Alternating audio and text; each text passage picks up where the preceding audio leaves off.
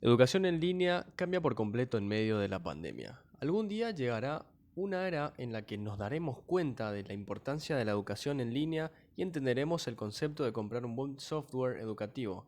Tenemos que invertir en los cambios que ocurrirán en los próximos 10 años.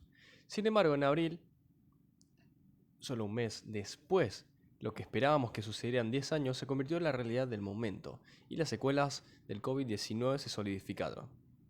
El sistema antiguo cesó en un instante. Habría sido el momento de revisar el alcance y la profundidad de la misión de aumentar el acceso a la educación, que había sido el lema de la educación innovadora para todos los niños.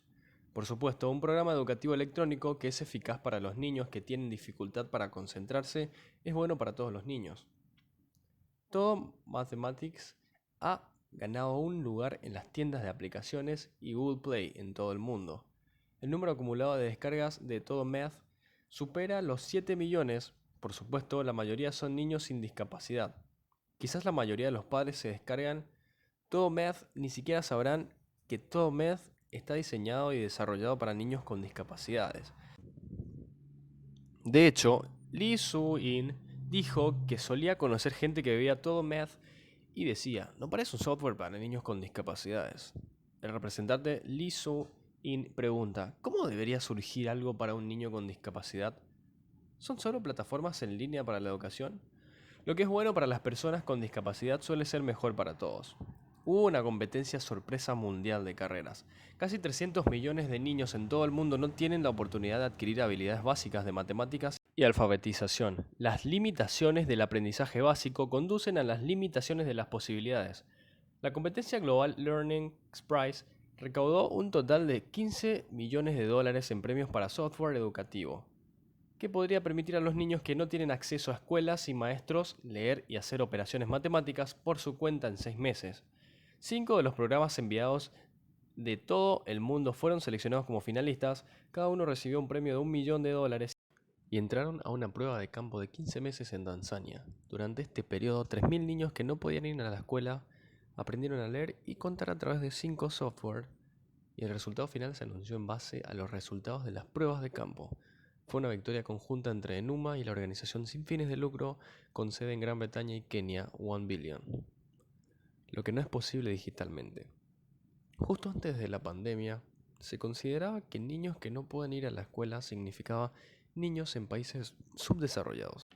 Nadie hubiera imaginado que la oportunidad de aprender sin escuelas y maestros también es importante para los niños en países que ya tienen escuelas y maestros. Sin embargo, al comienzo de la pandemia nadie dudó del valor universal de la accesibilidad a la educación, que describe Enuma. Hay muchas áreas que deben complementarse, pero si no se proporciona el entorno en el que los maestros y los estudiantes pueden estar conectados y enseñar a la escuela de aprendizaje electrónico, el resultado de la brecha de educación en persona había crecido a un nivel insoportable. Por otro lado, las cosas que no pueden ser digitales era el verdadero papel de la escuela, que se reveló solo después de que la educación pública dejó de funcionar, incluso en el distrito escolar de Silicon Valley en los Estados Unidos, que se llama la cuna de los innovadores tecnológicos. No solo había niños que no tenían computadoras o tablets para la educación en línea, sino también muchos niños que no podrían usar internet en casa. Estos tuvieron que acudir a las instalaciones públicas equipadas con Wi-Fi. Sin embargo, ¿era posible participar en la clase solo con el dispositivo e internet? Había muchos niños que solo tomaban clases de la escuela de aprendizaje electrónico con las cámaras y los micrófonos apagados porque no había un espacio independiente en el que concentrarse. Este es el caso si es que siquiera se puede probar la capacitación escolar de aprendizaje electrónico en distritos escolares con muchos niños desnutridos. Resultó que la función más importante de la escuela era recoger y alimentar a los niños.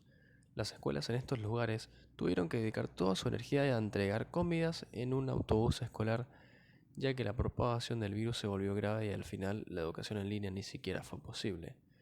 Si esta es la situación de los Estados Unidos, ¿cómo serían en países en desarrollo? Las soluciones de educación en línea que aumentan la inversión y el software con efectos educativos comprobados no son fáciles de ejercer sin la ayuda del entorno de Internet. Las escuelas y las organizaciones locales que suministran dispositivos y los maestros y las comunidades que enseñan cómo usarlos. No solo en las escuelas, sino también la infraestructura social y las comunidades que tomamos por seguro están perdiendo sus funciones. Nadie podría haber esperado una pandemia de esta escala y los cambios que trajo también son drásticos. Pero ninguno de los cambios que hemos visto en 2020 es realmente nuevo. El estilo de vida fuera de línea, que era la norma de la era anterior, ya estaba perdiendo fuerza y el resultado estaba actuando con mayor severidad sobre la base de la vida que disfrutaban los grupos vulnerables y de bajos ingresos. Tampoco es un fenómeno nuevo que la brecha en el ingreso de los padres se traslade a la brecha en la educación de los hijos. El virus acelera todos estos cambios como un rayo y revela claramente a todas las grietas que fingimos no saber. ¿Qué tipo de sociedad queremos? ¿Cómo deberían ser los negocios y los mercados de capitales en esa sociedad y qué papel deberían desempeñar?